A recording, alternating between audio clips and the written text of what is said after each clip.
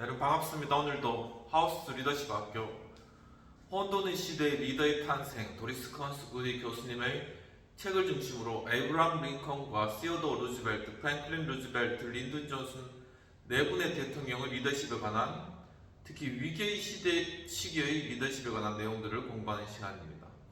이 시간은 린든 존슨 대통령의 시민권 법안의 통과 이후에 또한 투표권 법안을 통하여서 흑인 인권을 신장시키고자 했던 케네디 대통령의 정책을 이어받아 입법화하는 그러한 과정들 가운데 보여준 리더십을 함께 살펴보도록 하겠습니다. 대통령이 취임하고 린든 존슨 대통령이 10개월 동안 린든 존슨은 모든 의원을 적어도 한 번씩은 백악관에 초대하였습니다. 30명씩 부부가 만찬에 초대를 받았고 또한 모든 비용을 존슨이 부담을 하였습니다. 만찬이 끝나면 남자들은 대통령과 함께 비본 위스키를 마시고 시가를 피웠고 여자들은 레이디 버드의 안내를 받아 백악관을 둘러보았습니다. 이런 작은 만찬을 통해 존슨 대통령과 의원들은 긴장을 풀고 이런저런 이야기를 나누며 함께하는 시간을 즐기게 된 것이죠. 언젠가 존슨은 대통령이 의회를 다루는 방법은 하나밖에 없다. 그 방법은 중단 없이 끊임없이 계속돼야 한다고 말했다고 하는 것입니다. 한편 존슨은 의회를 당신의 뜻대로 움직이게 만들어야 하는 위험한 짐승에 비유하기도 하였는데 당신이 적절히 자극하면 그 짐승은 당신이 원하는 방향으로 움직일 수가 있지만 지나치게 자극하면 요란하게 짖으며 오히려 공격할 수 있다. 그러니 그 짐승이 어떠한 평가를 받고 기본 상태가 어떠한지 매일 점검해야 한다라고 이야기하기도 한 것이죠. 당신은 그 짐승을 견제하고 다독거리지 않으면 그 짐승은 금세 야수로 돌변할 것이다 라고 그렇게 이야기를 하기도 했다는 것입니다.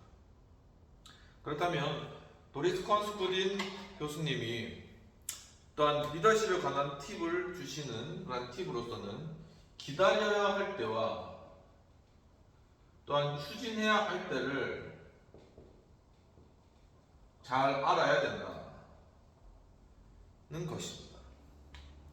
1964년 시민권법을 통과시키기 위한 오랜 투쟁이 있은 후에 존슨은 시민권 연대에 의지해서 다음 과제, 즉 평등한 투표권을 요구하려면 먼지가 충분히 쌓여야 한다고 생각했는데, 즉 의회가 분열의 상처를 치유할 시간이 필요하다고 판단했다는 것이죠.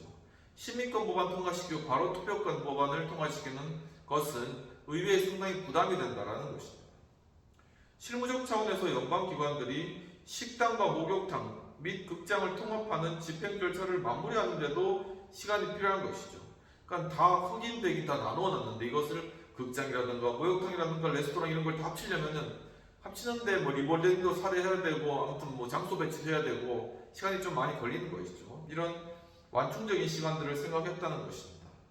또한 시민권 법안이 정치 사회적으로 미친 방대한 영향을 미국인들이 소화하기 위해서는 더는 충돌이 없는 평온한 시간이 필요했다는 것이죠. 시민권 법안을 통과시키기 위해서 많은 충돌이 있었기 때문에 어느 정도는 완충적인 그러한 시간들이 필요하였다라는 것을 이야기하는 것입니다. 평등한 투표권이라는 목표를 향한 존슨의 열의에는 의심의 여지가 없었다는 것이죠. 결국은 하지만 이 평등한 투표권으로 나아가는 것을 목표로 삼고 있다는 것입니다. 평등한 투표권. 엘라베마주 같은 데서는 이 투표권 자체가 굉장히 흑인이 막 시험을 봐야 되고 그러니까 투표권 등록 자체를 안 하는 것이죠. 이런 문제를 다 해결해야 된다는 것입니다. 1965년 의회가 시작할 때 존슨은 마틴 루터 킹에게 1964년 시민권법보다 강력한 투표권 법안이 통과되는 것이야말로 아프리카계 미국인에게 가장 위대한 돌파구가 될 것이다 라고 그렇게 이야기를 해준 것이죠. 그 당시에 이제 이 마틴 루터 킹 목사는 상당히 큰 영향력을 행사한 흑인 인권운동에 큰 영향을 행사한 인물이었다는 것입니다. 하지만 당장에는 위대한 사회 프로그램과 관련된 다른 법안들을 통과시키는 데 힘을 더해달라고 그렇게 부탁을 한 것입니다. 메디케어와 교육 지원이 매우 중대한 단계에 있었는데 이는 흑인과 백인 모두에게 삶의 질적 향상을 위해 반드시 필요한 프로그램이었다는 것이죠. 투표권 법안도 있지만 다른 이제 이 위대한 사회 프로그램을 린든 존슨이 진행을 해 갔다는 것입니다. 그런데 바로 여기에는 메디케어라는 법안도 있고, 그리고 교육 지원 법안, 이런 것들이 중요한 법안들이 많이 있었기 때문에 이런 것들을 먼저 좀 함께 협조해가지고 공조해서 처리하자, 이렇게 이야기가 된 것이죠. 두 법안 뒤에는 경제적으로 궁핍한 공동체를 위한 공공사업 법안, 전국적인 직업훈련 법안, 그리고 도심 지역의 재활성화를 위한 법안, 그리고 빈곤구제를 확대하기 위한 법안들이 줄줄이 이제 이 위대한 사회 법안 위대한 사회 프로그램 안에 다 들어가 있었다라는 것이, 할 일이 많은 것이죠. 원래 린든 존슨 대통령 스타일이 끝까지 일하는 그런 스타일이잖아요. 존슨은 모든 미국인을 돕기 위해 이 모든 법안을 먼저 통과시키자고 제안을 하였고, 1966년에 투표권 문제를 최우선 과제로 삼겠다고 킹에게 약속한 것이죠. 다른 법안들을 통과하도록 도와주면은 1966년에는 바로 이 투표권 법안을 가장 우선적으로 다루겠다는 건 일종의 협상을 한 것입니다. 하지만 엘라베마주 셀마에서 일어난 사건들로 계획이 틀어진 것이죠. 린든 존슨이 치밀하게 계획한 입법 순서 시간표에 톱니 하나가 불쑥 끼어들었다는 것입니다. 이 엘라베마주 셀마에서 있었던, 바로 일요일에 있었던 피의 일요일이라고 이야기하는 블러드 선데이, 이 사건이 투표권 법안을 우선적으로 다루도록 그렇게 계획을 도려 틀어놓았다라는 것이죠. 1965년 3월 초 킹을 비롯한 시민운동가들은 투표권 법안에 대한 지지 세력을 규합하려고 독자적인 행동을 취하며 남부 관리들이 아프리카 미국인들에게 선거인 등록을 이유로 요구한 배타적 시험을 폐지하라고 주장했다는 것입니다. 그러니까 선거인으로 되려면은 시험을 봐야 된다. 이거 어처구니 없는 그러한 요구를 한 것이죠. 이 터무니없는 시험에서는 어떤 시험이었냐? 수정헌법 제1조에서 제10조까지를 적절히 인용하고 연방헌법의 일부 구조를 암송하고 수정헌법 제14조에 대해 설명한 항목이 있었다는 것이죠. 거의 비해 사법시험 수준으로 그렇게 요구한 것이죠. 그러니까 누가 흑인들이 이런 것들, 안 그래도 교육 수준이 낮은데 그런 것들을 하고 투표를 하겠습니까? 말도 안 되는 것이죠. 남부 관리들이 예상한 대로 이런 차별적인 제도는 엄청난 위력을 발휘했고, 셀마에서 투표 연령을 넘긴 1만 5천 명의 흑인 중에 고작 335명만이 유권자로 등록할 수 있었다는 것이죠. 그래서 이제 피의 일요일, 블러드 선데이로 알려지게 된 오명의 날, 1965년 3월 7일, 1965년 3월 7일인 것입니다. 600명 이상의 시민운동가들이 주도인 몽고메리까지 85km를 행진하려고 셀마의 브라운 교회로 모였다는 것이죠. 그날 일요일이니까 예배를 드리려고 브라운 교회에다가 모였던 것이죠. 그래서 그들은 좁은 에드먼드 피터스 다리가 있습니다. 에드먼드 피터스 브릿지. 그러니까 이 브릿지에 대해서 최근에 이제 방문하신 분이 이제 동영상 올려놓은 걸 보는데 조그만 그런 다리예요. 조그만 다리인데 이게 역사적인 그런 장소인 것이죠.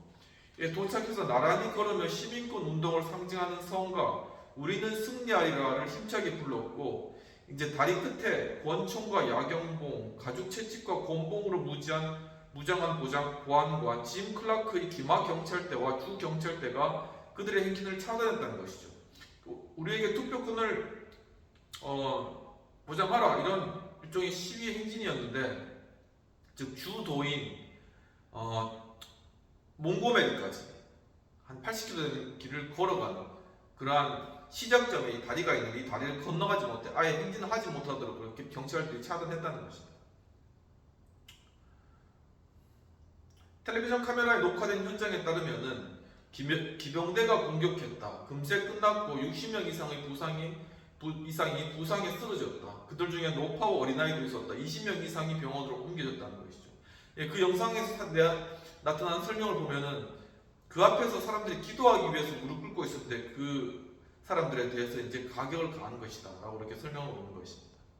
행진자들은 다시 브라운 교회로 불러서고 기병대는 그들을 추적했으며 수백만의 시청자가 그 학살을 목격했다는 것입니다. 계속 가면서 막 사람들을 때리고 막 학살한 것이죠. 국민의식이 일깨워졌는데 이런 현상을 때문에 존슨은 당시를 회상하면서 순간적으로 변한 분위기에서 항구적인 무언가를 이루어내려면 지체 없이 행동하는 게 중요했다.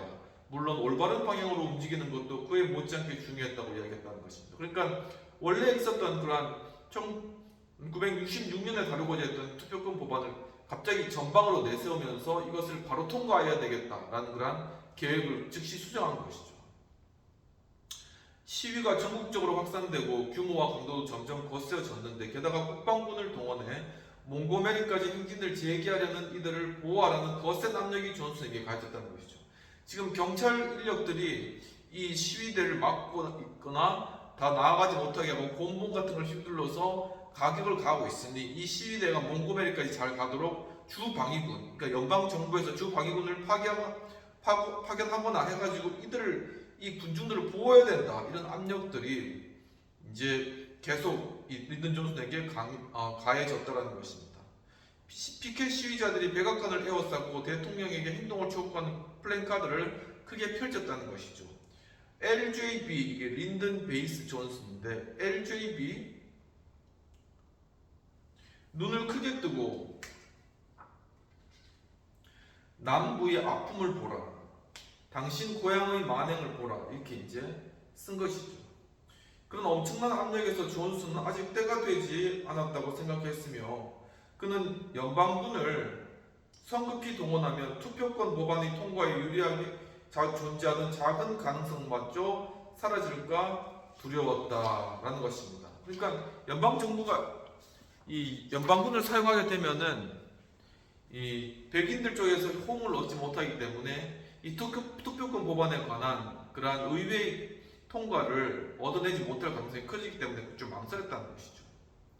남부 출신이었던 까닭에 연방군 파견이 재건 시대의 씁쓸한 기억을 남부인들에게 되살리고 또한 엘라베마 주지사 조지 월러스를 주권의 수교자로 둔갑시킬 위험이 있다는 것을 알았다는 것이죠. 연방군 파견하게 되면은 도리어 이제 이 조지 월러스가 경찰로 인해 가지고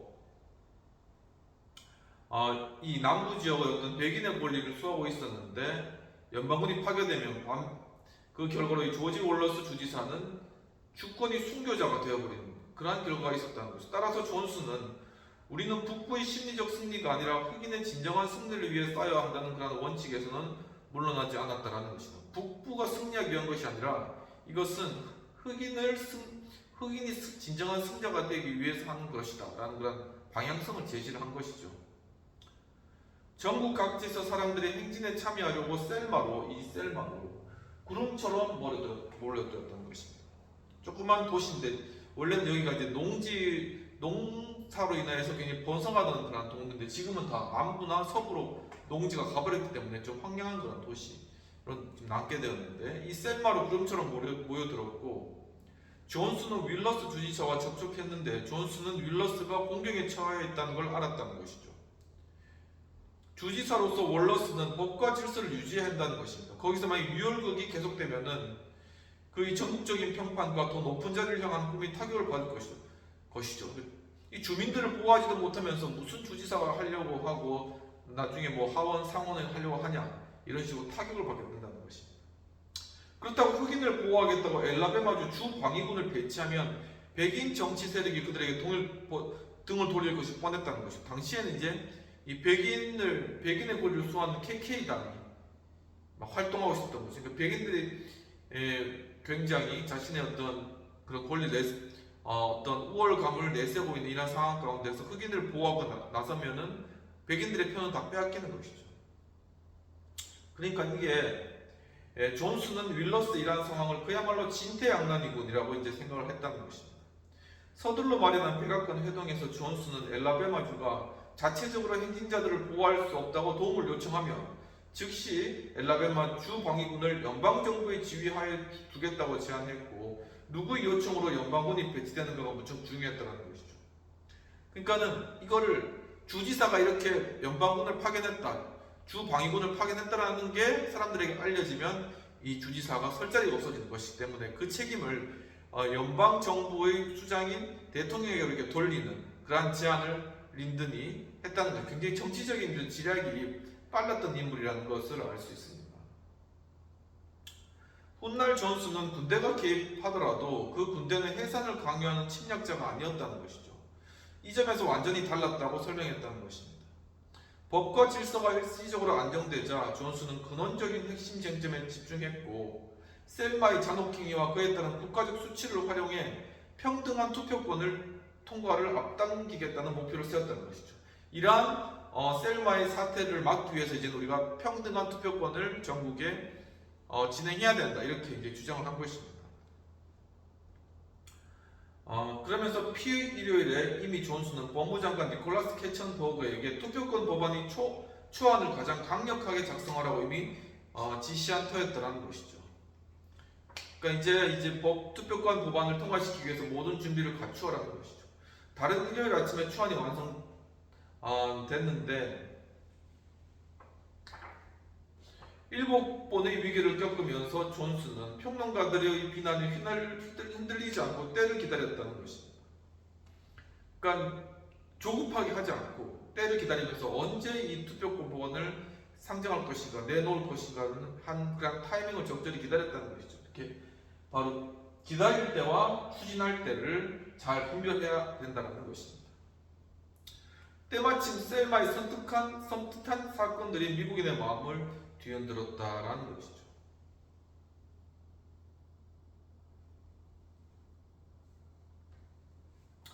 비평되는 내용들을 살펴보도록 하겠습니다. 필자는 린든 존슨이 마틴 루터 킹과 평등한 투표권에 대한 논의를 진행한 것과 이것이 피의일 사건과 겹쳐지면서 미국 전역의 핵심적인 문제로 부상하였고 이러한 상황 속에서 존슨이 투표권 법안이 조속 통과를 목표로 움직여간 모든 과정을 아주 세심하고 통찰력 있게 그려내고 있는 것으로 보여집니다. 그럼 토의되는 내용들을 살펴보면 위기 상황 속에서 리더십이 가져야 할 태도나 발휘해야 할 리더십적 자질이 있다면 이런 어떤 위기, 셀마에 있어서 이런 피일과 같은 위기인 것이죠. 과연 그때 그러면 어떤 태도를 리더십을 가져야 되나라는 것입니다. 오늘 린든 존슨의 그런 모습을 본다면 그때 자신이 이것을 여기에 그냥 파묻혀서 있는 것이 아니라 이것을 통해서 더욱더 나은 방향으로 나아갈 수 있도록 뭔가 계속 준비하고 있었다는 것이죠. 또한 상황의 도래를 기다리며 변화를 준비하고 개혁의 기초를 미리 준비하는 모습은 어떤 리더십의 모습에 해당되는지, 그러니까 이 개혁을 항상 준비하는 그러한 리더십, 일종의 개혁적인 리더십이라고 볼 수 있겠습니다. 그러니까 이것을 미리 제도적인 허점이나 잘못된 것을 알고 그것을 미리 잘 준비해서 개혁으로 이끄는 그러한 리더십 형태인 것이죠. 이런 리더십의 모습이 우리 정치 현실 속에서 필요한 것인지 이런 준비가 안 된 이유는, 그러니까 이런 모습이 우리 정치 현실 속에서 얼마나 잘 준비되고 있느냐라는 것은 사실 봤을 때 거의 준비 안 되고 있다는 것이죠. 그러니까 막 그때그때 닥쳐가지고 이벤트가 터졌을 때 그때 이제 임시 대응 방편으로 그냥 막대응식으로 하는 것이 우리 정치 현실의 사실 모습이라는 것입니다. 하지만 신중한 리더십은, 이 개혁 리더십은 차근차근히 모든 것을 준비해서 때가 됐을 때 그것을 한꺼번에 일명요연하게 추진해 나갈 수 있는 그런 개혁 리더십이 필요합니다. 이런 것이 우리 정치 현실 속에서 굉장히 많이 부족하고, 이런 준비가 안 되는 이유는 바로 그때그때 그냥 시류나 흐름에 따라서 그냥 임기응변적으로 대처하려는 그런 어떤 정치권의 그런 어떤 약간은 나태한 그런 문화적인 그런 결과라고 보여지는 것이죠. 그러니까 이렇게 좀 철저하고 세밀한 그런 준비를 통해서 개혁의 그런 기반을 다질 수 있는 그런 개혁의 팀이 꼭 이 정당 내에서 필요하고, 그것을 통해서 계속적으로 어떤 토의나 토론들을 이룰 뿐만 아니라 행정부와 계속 밀접하게 연관되면서 정책을 변화시키고 개혁시켜 나갈 준비를 계속적으로 해나가야 될 필요성, 그것이 크다라는 것이죠. 이까지 하고 그러면은 이제 투표권 법안이 통과되는 그러한 과정들을 구체적으로 살펴보도록 하겠습니다.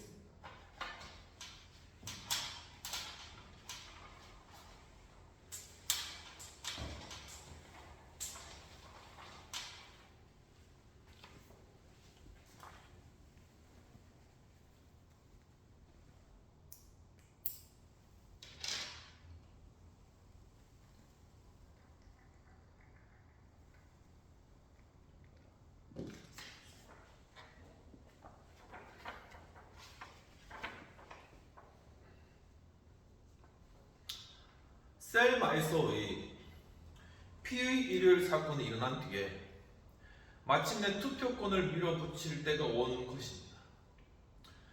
투표권 법안과 교서를 의회에 보내는 가장 효과적인 방법은 무엇인가 하는 문제만 남았으며 대통령이 의회에 직접 출석해 입법 교서를 전달한 사례는 거의 20년 전에 있었으나 그렇다고 의회를 건너뛰고 국민에게 직접 호소하는 것도 너무 위험했다라는 것이죠.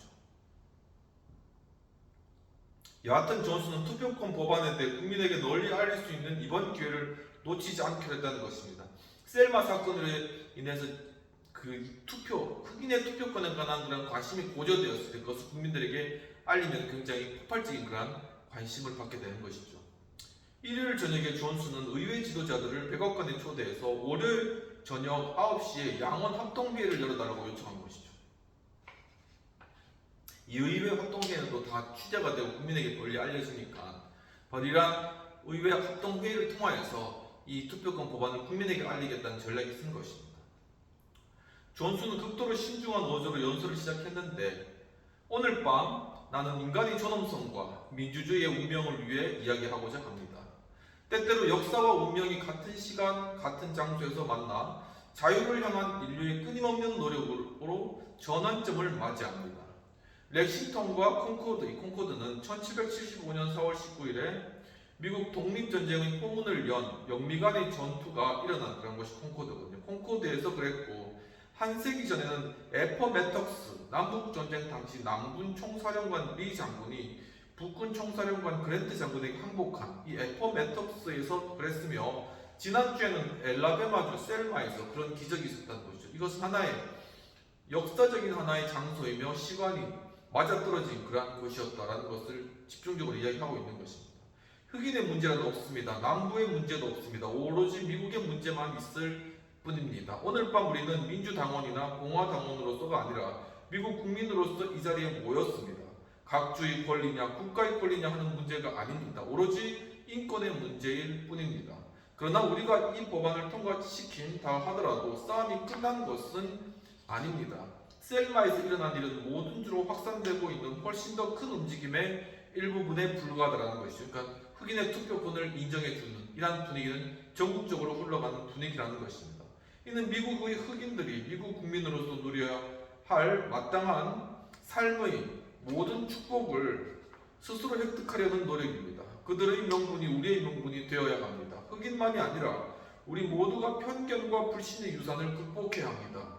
이렇게 이제 연설을 하고 난 뒤에 존슨은 여기에서 잠시 말을 멈추고 두 손을 불끈 쥐고 침례 교파의 옛 가사를 읊조린 것이죠. 거의 연극을 한 것입니다.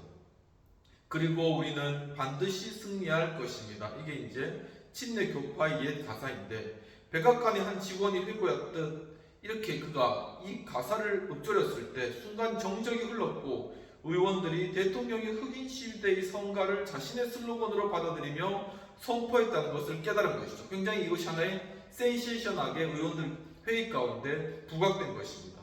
잠시 후에는 의원과 방청객 모두가 기립해 박수를 치며 환호성을 지른 것이죠. 심지어 발을 부르는 소리도 들렸다는 것입니다. 그의 연설의 설득력은 우아한 수사적 표현은 물론이고 중대한 시점에 완벽하게 보여준 리더십에도 있었다는 것이죠. 굉장히 그 연설이 설득력 있고 리더십적인 어떤 그러한 연설이었다는 것입니다. 특히 존슨은 이번 투쟁의 진정한 영웅은 미국 흑인이라고 선언하며 그들의 행동이 이 나라의 양심을 일깨웠다 이렇게 덧붙인 것이죠. 이 흑인들을 굉장히 크게 띄워준 것입니다. 또 남부의 책임을 전가하지 않고 미국의 어떤 지역도 흑인을 공평하게 대우하지 못한 책임에는 자유롭지도 않다는 의견을 분명히 밝혔다는 것이죠. 즉 남부 책임만이 아니라 남부가 잘못해서가 아니라 모든 미국이 잘못하고 있다는 부분들을 통해서 이것을 공동의 문제로 끌어온 것입니다.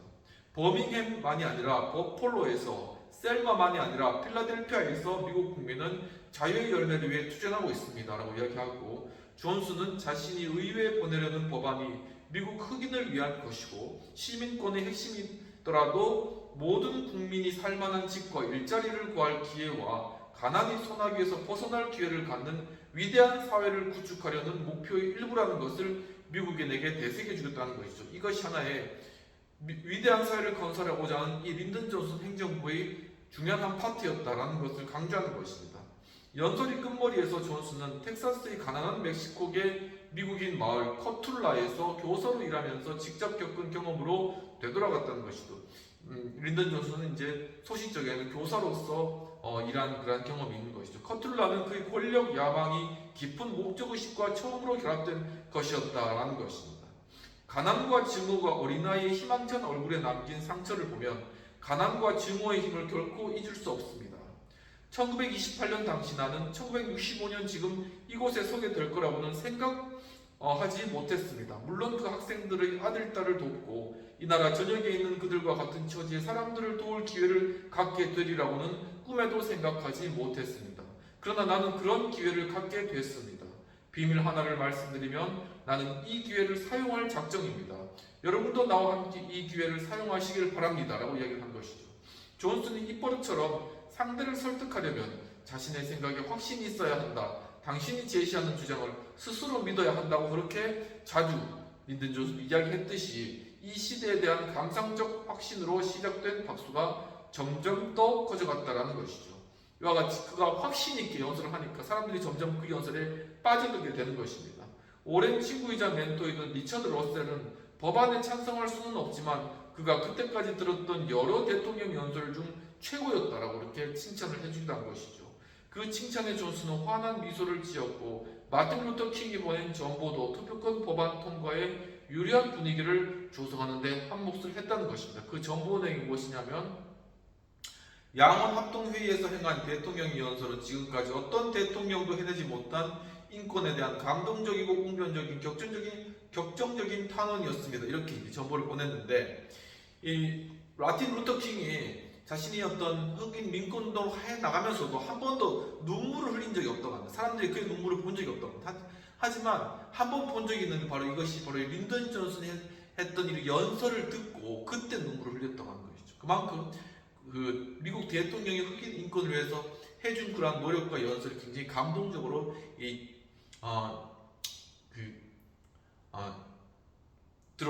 감동적으로 그에게 다가왔다. 마틴 루터 킹에게 다가왔다는 것입니다. 린던 존슨은 위대한 사회 프로그램이 하나씩 법제화될 때마다 서명식을 가졌다는 것이죠. 이 위대한 사회 프로그램이 다양하게 이루어져 있는데 그 여러 가지를 이제 법제화를 이렇게 쭉 하고 난 뒤에 여기에 대해서 이제 서명식을 하잖아요. 서명식. 법령에 대한 서명식을 하게 되는데 이 서명식을 굉장히 중요하게 생각했다는 것입니다. 그래서 여기에 대해서 하나의 도리스 컨스 구딘 교수님이 주시는 팁은 기념식으로 과거를 예우하고 미래를 향한 추진력을 얻으라.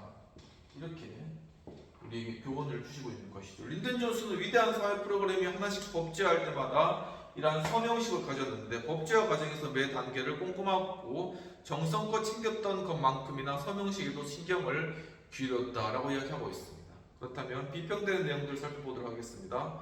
필자는 린던 존슨이 셀마에서의 사건 이후에 투표권 법안을 통과시켜 나가는 과정 동안 했던 역사적 연설과 또한 그 감동을 생생하게 전하고 있는 것으로 보여집니다. 그러니까 이 연설 자체가 굉장히 뛰어났고 또한 그 당시에 셀마에서 있었던 피해 일요일 사건이 흑인 투표권을 가져오게 되는 그런 중요한 하나의 큰 전환점이 되었다라는 측면들을 굉장히 잘 부각시키고 있는 것이죠. 그럼 토의되는 내용입니다. 리더십으로서의 대중연설에 대한 능력을 제고하는 방법은 무엇일까? 또한 대중연설의 중요성은 무엇인가? 사람들의 공감을 줄 수 있는 호소력 있는 리더십적 태도는 그러니까 결국 이 모든 것이 린던 존슨 이야기했듯이 자신이 주장하거나 내세운 것에 대해서는 스스로가 확신을 가지고 있어야 된다는 것입니다.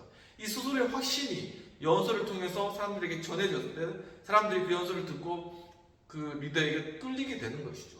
그렇기 때문에 이 리더십은 확신을 가지고 사람들에게 위로해주고 안정감을 주고 힘을 줄 수 있는 것을 연설에 나갈 수 있도록 스스로가 확신을 가질 수 있도록 공부를 많이 하고 연설에 대한 준비를 많이 해야 되고 그것을 또 확신에게 전할 수 있는 전달 기법도 공부해야 되고 그것을 통해서 또한 그 영향력을 받은 대중들로부터 받는 피드백을 어떻게 처리할 것인가에 대해서도 리더십이 생각해야 되고 그래서 리더십에 대해서 굉장히 공부해야 될 것도 말고 훈련받아야 될 것도 굉장히 많은데 그냥 리더십 교육이라든가 리더십에 대한 어떤 인식 자체가 굉장히 정치권 내에서 부족하다라는 그런 것이 안타까운 현실이라는 것입니다.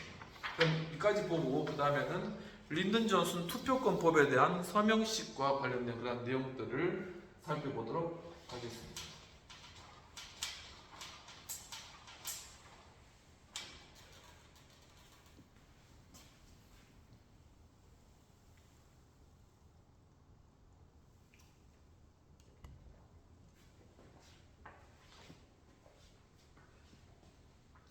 린든 존슨은 위대한 사회 프로그램의 법제화만큼이나 서명식에도 신경을 기울였으며 예컨대 오랜 승강이 끝에 4월 초에 의회를 통과한 초중등학교 교육법 Elementary and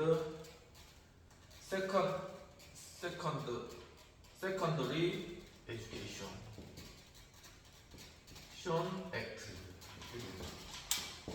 를 서명할 때 그가 4세에 처음 다녔던 교실이 하나뿐인 학교 정크션 스쿨을 찾았다는 것입니다. 이 법안에 대해서 서명식 하려고 거기서 그를 8년 동안 가르쳤던 교사 KT 디트릭을 캘리포니아에서 그를 모셔오게 됐던 거예요. 서명식 하려고 선생님을 자신이 4살 때부터 8년 동안 가르쳤던 선생님을 데려온 것이죠. 이 쇼맨십에 굉장히 뛰어난 그런 인물이었다는 걸 알 수 있는 거죠.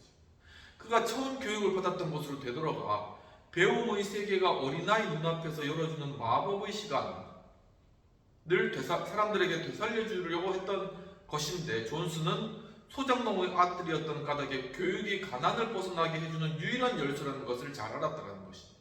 그렇죠. 우리 역시도 부모님이 이렇게 공부하는 이유가 자신의 어떤 그런 처지보다 더욱더 자식들이 잘 되기 위해서 그렇게 하는 것이죠.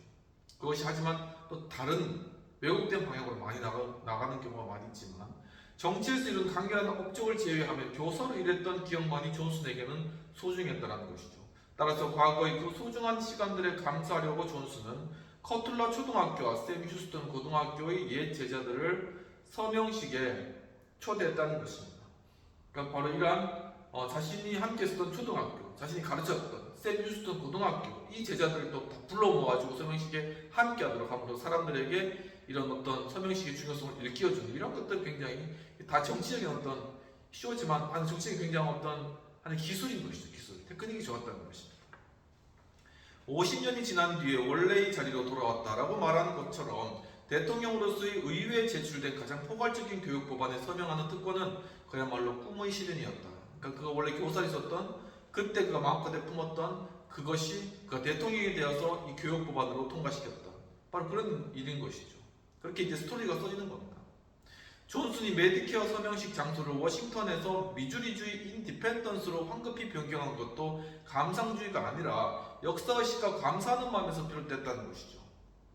존슨은 그렇게 하는 것이 전 대통령 해리 트루먼에 대한 경의의 표현이라고 여겨졌다라는 것입니다. 해리 트루먼이 이제 그 인디펜던스에서 몸이 안 좋아서 그렇게 노인이 될 수 있으니까는 바로 이 메디케어 서명식을 그 트루먼 대통령이 있었던 그 장소로 가서 하겠다라는 그런 호의를 베푼 것이죠.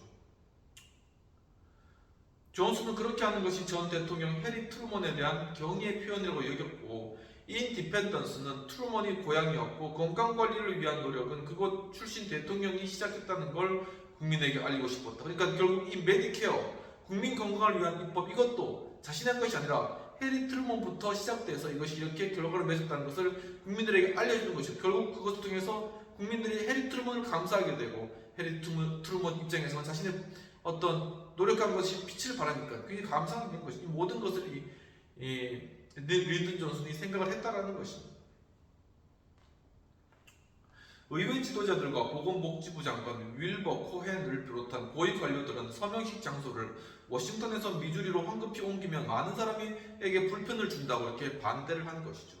그런 불편을 인정하면서 존슨은 단호했는데 윌버 이해하지 못하겠나? 헨리 트루먼을 위해 옮기는 것이네.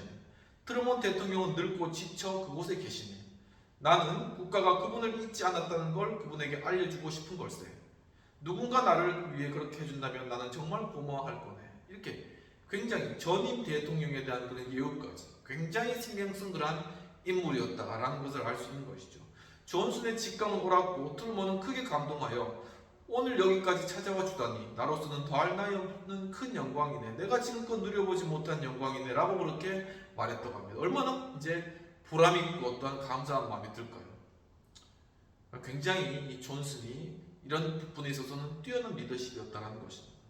8월 6일 투표권 법안을 서명하는 장소로는 상원 회의실에서 좀 떨어진 대통령실을 택하게 되었는데, 이 투표권 법안에 대해서는 그곳은 거의 한 세기 전에 8월의 같은 날 에브람 링컨이 남부연합 군인으로 동원됐지만 도망한 노예들을 석방하는 법안을 서명하는 것이었다. 이런 역사적인 장소, 역사적인 의미가 있는 곳, 이런 곳을 찾아다니면서 서명식을 이렇게 준비했다는 것이죠.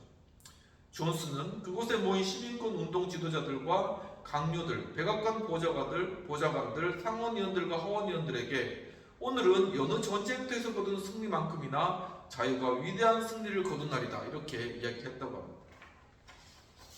정확히 넉 달 만에 이 훌륭한 의회가 합심해 미국 자유의 역사에서 가장 기념비적인 법을 통과시켰다고 말했지만, 법안을 위한 마지막 장애가 곧 해결될 것이라고 예고하면서도 존슨은 자유를 위한 싸움이 이제야 시작된 것이다 라고 이렇게 주장한 것이죠. 진정한 사회 경제적 기회를 성취하기 위해서는 평등을 위한 투쟁이 다른 전쟁터로 확전되어 모든 미국인에게 미국 주류의 삶으로 들어갈 자유가 허락되어야 된다. 이게 적극적 자유인 거죠. 이렇게 할 수 있도록 국가가 그 기반을 닦아주는 그러한 자유 형태를 가져야 된다는 것입니다. 지금까지 언급된 3명의 새 법의 서명식은 자축연을 넘어섰는데, 존슨이 주도로 기획된 서명식은 관련된 사람들에게 공로를 돌리고, 그러니까 이것을 위해서 노력해준 사람들에게 다 공을 돌리는 것이죠, 자기가. 그리고 과거를 되돌아보며 미래를 기대하는 기회를 제공했다는 것입니다. 이 법이 입법화됨으로써 이제 우리가 어떻게 변화될 것인가, 바뀌어질 것인가, 이런 것들을 사람들에게 기대하도록 그렇게 했다는 것입니다. 또한 입법 과정이 언제 시작됐고 언제 끝난지를 한번 쭉 되돌아보고 짚어보는 그런 시간들도 되는 것이죠. 린든 존슨이 투표권법에 서명할 때는 케네디 대통령이 암살되고 623일이 지난 때였는데, 케네디가 암살된 날부터 존슨은 새 보좌관과 사흘밤을 함께 보내며 대통령으로서의 비전을 고심하였고, 그 비전의 폭과 일관성을 넘어 존슨은 놀랍게도 그날 밤부터 시작한 모든 것, 즉 감세를 하였죠. 감세 법안 통과, 그리고 시민권 법안을 통과하고, 그리고 교육권, 교육에 대한 연방 지원, 그리고 메디케어 법안, 중요한 법안들인데, 그리고 마지막으로 투표권까지, 이 역사에 너무 많은 이런 법안들을 통과시켰다라는 것입니다. 그것을 1년과 3분기 만에, 그러니까 1년하고 9개월 만에 이루어냈으며, 이 5가지 획기적인 법안은 서로 밀접한 관계가 있어 미국 사회에 큰 영향을 미쳤다는 것입니다. 감세 덕분에 3년 동안 경제가 크게 성장해서 가진 자와 못 가진 자의 계급 투쟁을 자극하지 않고 위대한 사회 프로그램을 재정적으로 지원할 수 있었다는 것이죠. 또한 병원이 메디케어 기금을 받으려면 시민권법의 비차별 조항을 준수해야 했는데, 오랜 시간이 지나지 않아 남부에서도 흑인을 차별하는 병원은 모두 사라졌다. 병원도 지원금 받으려면 흑인 화장실, 백인 화장실이 놔두는 거 다 철폐하고 그냥 지원금 받기 위해서, 그렇게 남부에서도 그런 일들이, 그러니까 시민권법의 실행이 이루어졌다는 것입니다. 또한 투표권법의 통과로 인해서 흑인 유권자 등록이 획기적으로 증가했고, 그 결과 투표로 선출된 흑인 관리 수가 10배까지 증가했다. 투표로 이제는 흑인들이 흑인 후보자를 뽑는 것이죠. 그러니까 흑인 후보자로서 이제 정부에 들어가서 관리로 일하는 사람들이 10배 증가하는 그런 효과가 있었다. 그만큼 흑인의 어떤 파워가 미국 내에서 커졌다는 것입니다. 헤드 스타트 프로그램은 혜택을 받지 못하는 수많은 아이에게 건강을 증진하고 고등학교까지 교육받을 기회를 제공하며, 더 나아가 직업시장에 들어가 생산적인 시민으로 성장할 기회도 크게 확대했는데, 메디케어의 도움으로 기대 수명도 5년 이상 늘어났다. 사람들이 5년 동안 더 살게 되었다는 것입니다. 이 법안 하나가 이렇게 사람 수명까지 늘리는 그런 효과가 있다는 것이죠.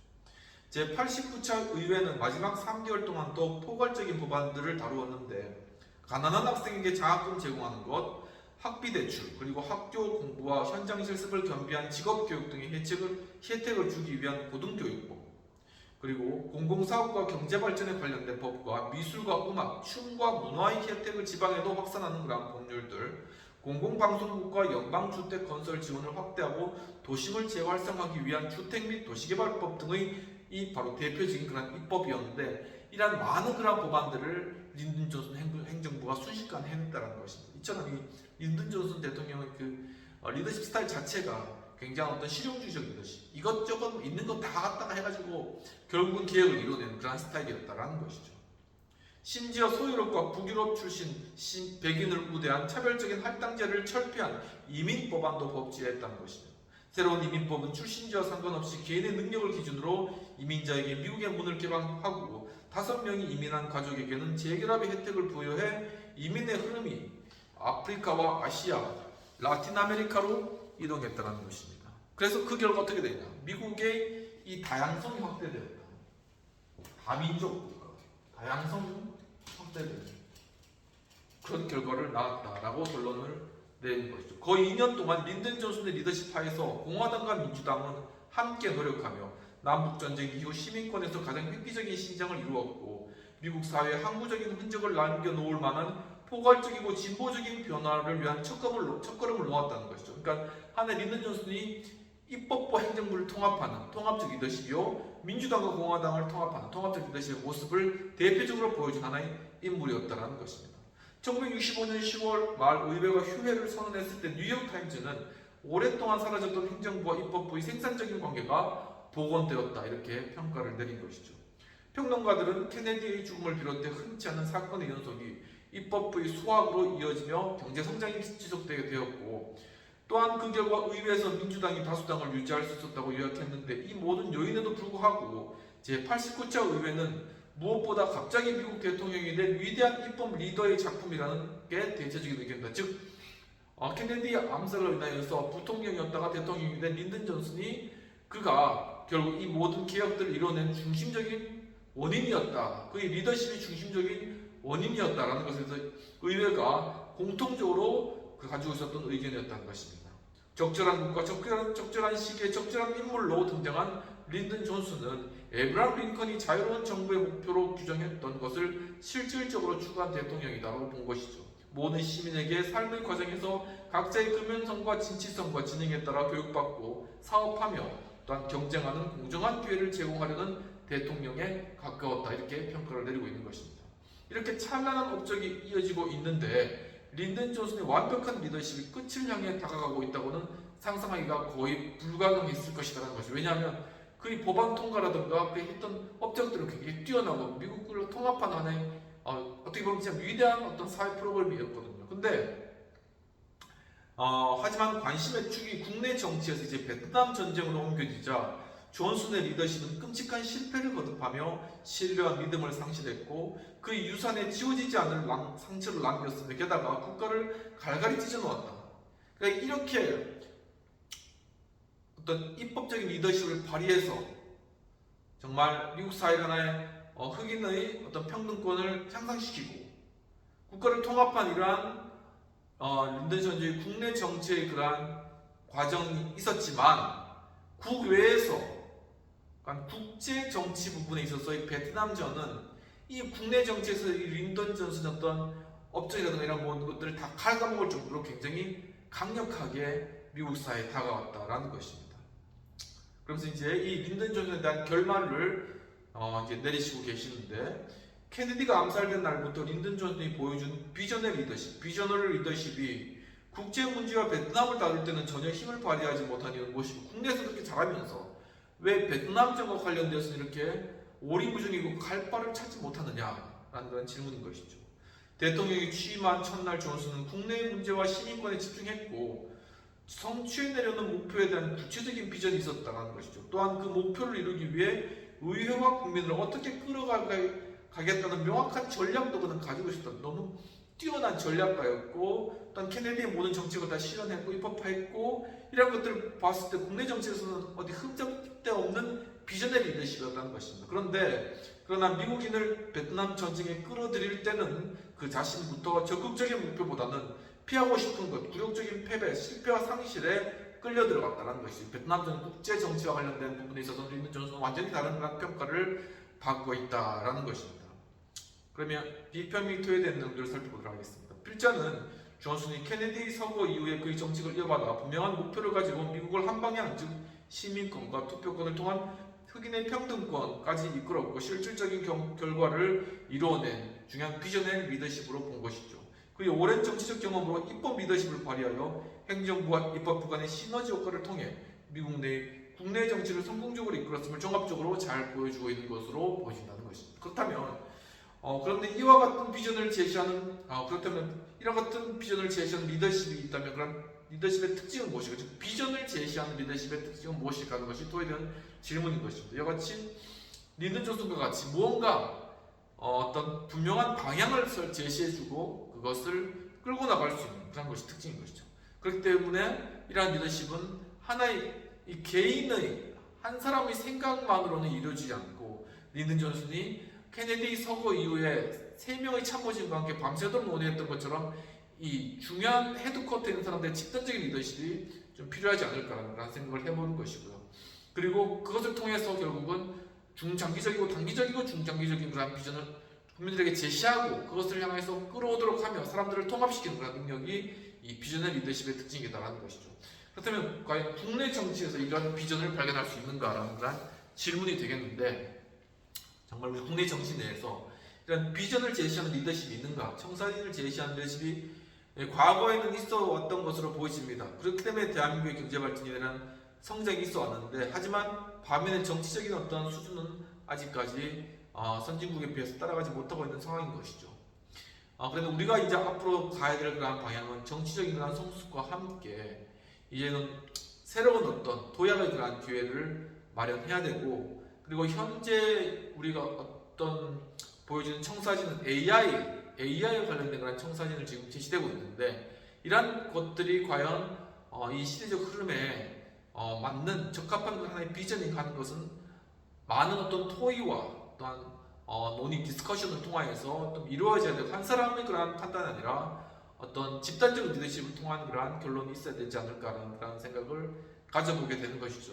여하튼 분명히 국민들이 바라볼 수 있는 그러한 방향과 그러한 비전을 제시할 수 있는 리더십이 국가에 꼭 필요하고 우리가 이러한 리더십을 과거의 어떤 미국 리더십의 그런 예를 통하여서 꼭 찾았으면 좋겠다는 그런 생각들을 하게 되는 것입니다. 장시간 동안 이렇게 리더십 수업 함께 해주신 여러분 감사하고 이제 거의 혼돈의 시대 리더의 탄생 책이 이제 막바지에 이르는 것이거든요. 린든 존슨 대통령의 이제 사실 보좌진이었고 그와 함께 있었던 세크리터였던 이 노리스 카운스 구디 교수님이 린든 존슨을 마지막으로 해가지고 이제 결론을 내리는 그런 장면입니다. 린든 존슨도 그렇게 뛰어난 리더십을 발휘했지만 이 베트남전이 꼬이기 시작하면서 린든 존슨의 이미지라든가 이런 것이 완전 추락했거든요. 그래서 제임스 맥그리거버스 교수님도 백악관에서 린든 존슨의 초청을 받아 갔지만 거기서 이 대통령의 어떤 초라함, 대통령의 무상함을 느끼고 돌아왔다고 그의 리더십 강의도 쓰고 있는 것입니다.